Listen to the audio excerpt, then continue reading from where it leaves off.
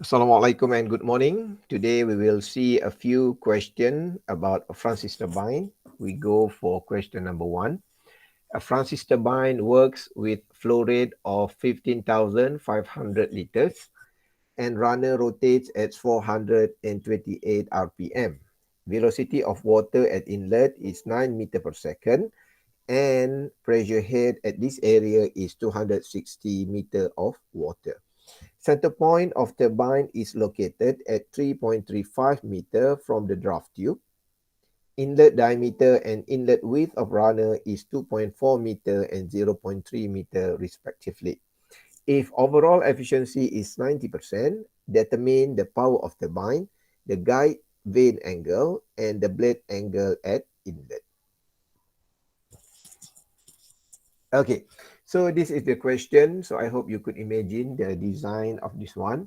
So the meanings of the pressure head at this area is 260 meters. Okay, it means that the water level is 260 meters above the turbine. So as you know, turbine is a device which absorb energy. So means that energy must have more energy. So normally people will create situation where the fluid has a high energy in terms of potential energy.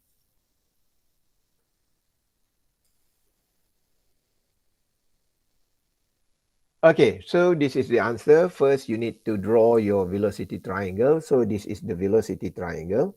So let's say this is our velocity triangle, and then because our blade shape is like this, so you need to draw the velocity triangle like this one, and then you list all the parameters stated in the question like this.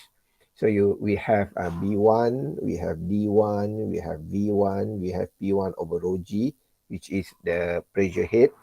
So we have the overall efficiency. So we have the flow rate. So make sure you could convert your flow rate from liter to meter cube per second. So 1 meter cube is equal to 1,000 liter. So 1 meter cube per second is equal to 1,000 liter per second, and the rotation is 428 RPM.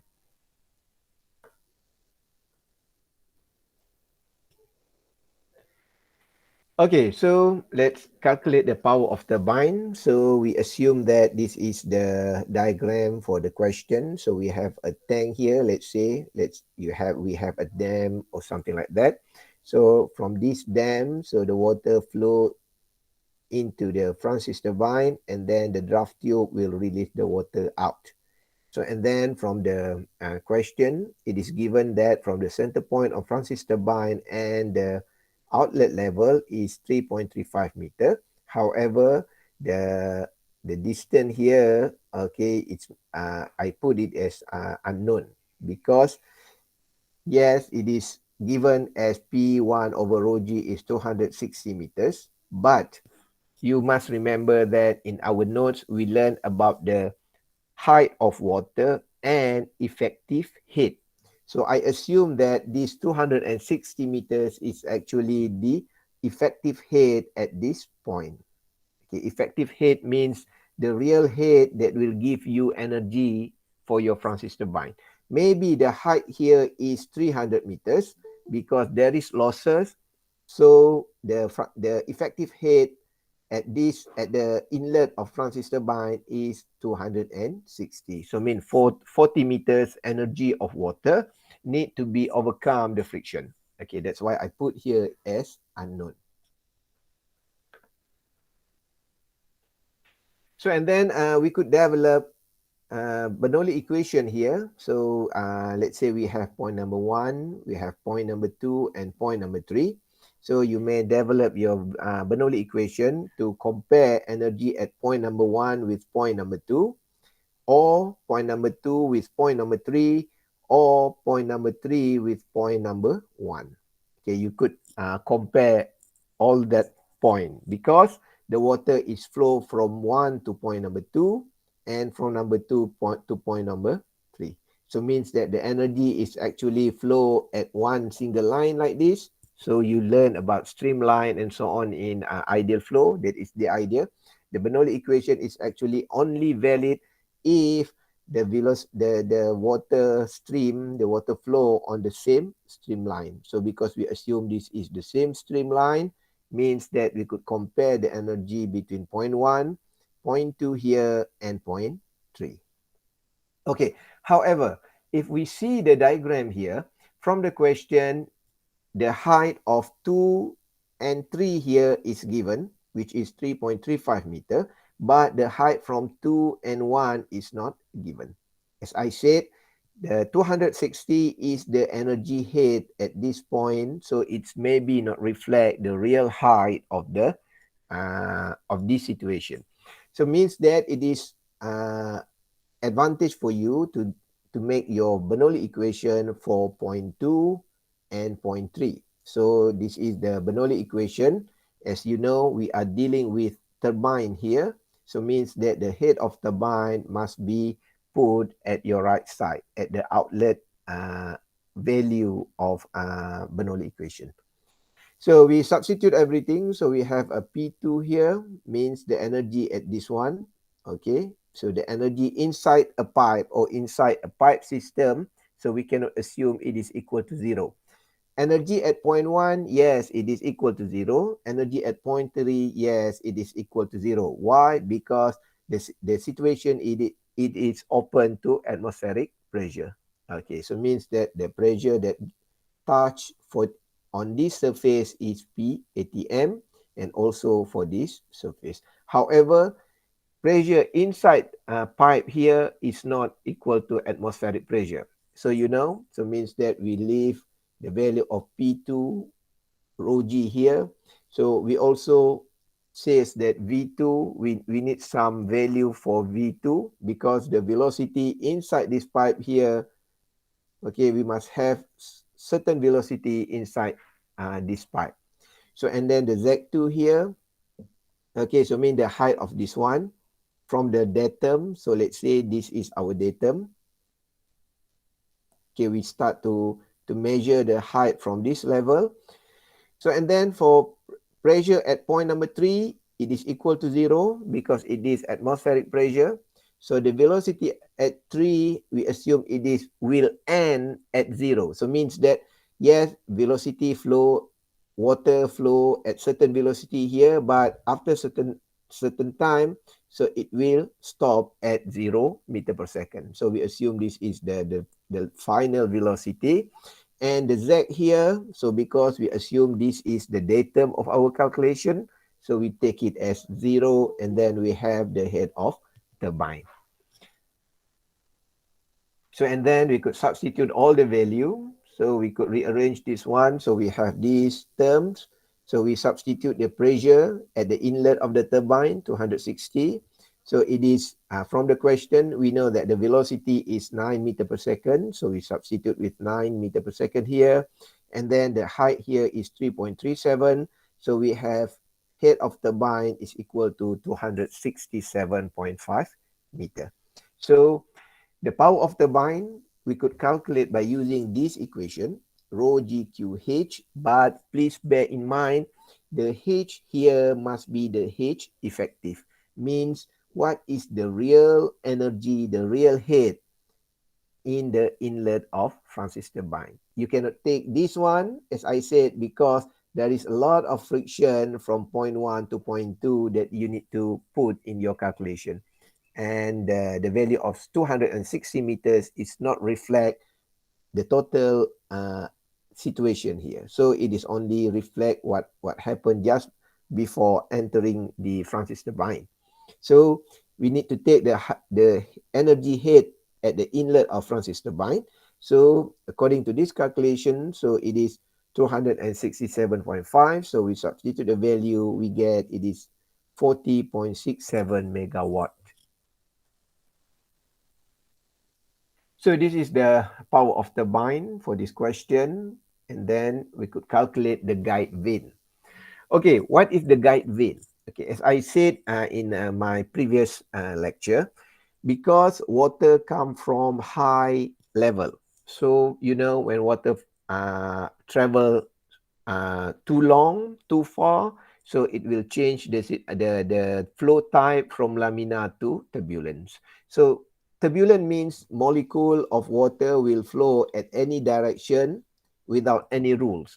Okay, normally laminar, it is flow quite uh, a very nice streamline. However, for turbulent, so it will flow without any, in chaotic mode, in without good streamline. So means that when when water comes with turbulent behavior, so it maybe cannot flow perfectly on this line. So if the velocity cannot flow right like this angle, like this arrow, so means that it will disturb the efficiency of turbine. So what engineers do is engineer will put one blade here, one vane. So this vane is actually will act as a guide vane, as a guidance to the water. So means that water will come here at any direction. So it will hit the blade first, and then it will change the flow like this direction. So means that this guide vane, this part is actually to make sure that the water flow on the right track. Okay, the question is we need to calculate what is the angle of the guide vane. If we assume that there is a guide vane here, so mean the angle of guide vane here can be determined as this angle or this angle. Okay. In certain textbooks, you may give angle in terms of this one. Okay. As I said, there is no fixed determination, but normally people will take this angle as the guide vane angle. However, if you use your trigonometry and so on and so forth, and finally you want to determine the angle of this one, yes, your answer is still accepted. Okay, that's why I said you really need to draw your velocity triangle very well, because all the calculation is based on the velocity triangle. Okay, so forgot about this one. So we assume that the guide vane is the angle of this one. Okay, so and then from the velocity triangle, we know that sine theta, it is VF1 here over V1. So and then we could calculate the value of VF1 here. Okay, and then we divide with the actual velocity that given in the question 9.0. So we have it is 49.6 degree. So the VF1 here you could calculate by using VF is equal Q over K pi dB, because in the question the flow rate is given and then it is no information about the thickness of the blade at outlet. So we assume that the value of K here is equal to 100%. So means it is K equal 1, and pi dB is given in the question. So we could calculate the value, then we could solve this problem by this one. Okay, so please bear in mind that this equation is actually come from the velocity triangle. Normally in centrifugal pump, we always use the idea of tangent. So and then but now in Francis turbine, you may see that because the trigonometry that we have here can be used for calculation of sine theta. So we use that one to solve the problem. So means there is no limitation to use tangent only. So again, I would like to stress here that you need to understand how to draw the velocity triangle to solve problems in centrifugal pump and Francis turbine. So and then the third question is about the blade angle at inlet. So the blade angle means the angle at here. So it's reflect the value of the value of the VR1 here. As you know that the VR1 is actually the velocity regarding to the angle of blade. Okay, so from this velocity triangle, okay, let's say we take assumption the definition of blade angle. So we take it here. So means that from tangent beta here, it is VF1 divided by this length. So this length is actually the V1 here minus V1. So that's why we get this value. So to solve this one, we know that we already have the value of VF1. So means we need to calculate what is V1 and what is U1. Okay, so let's say we calculate the U1 first, because U1 is easier. Normally U1 velocity of U can be calculated by equation. So we have this equation because we want to calculate U1. So we use the parameter of D1. So we substitute everything. So we get the value of U1 is 53.8 meter per second.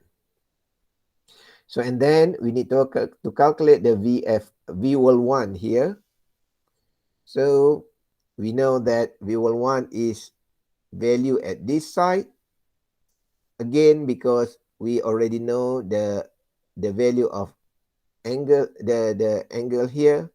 So we use the trigonometry with the tangent of this theta to get the value of V1, and it is equal to 5.83 meter per second.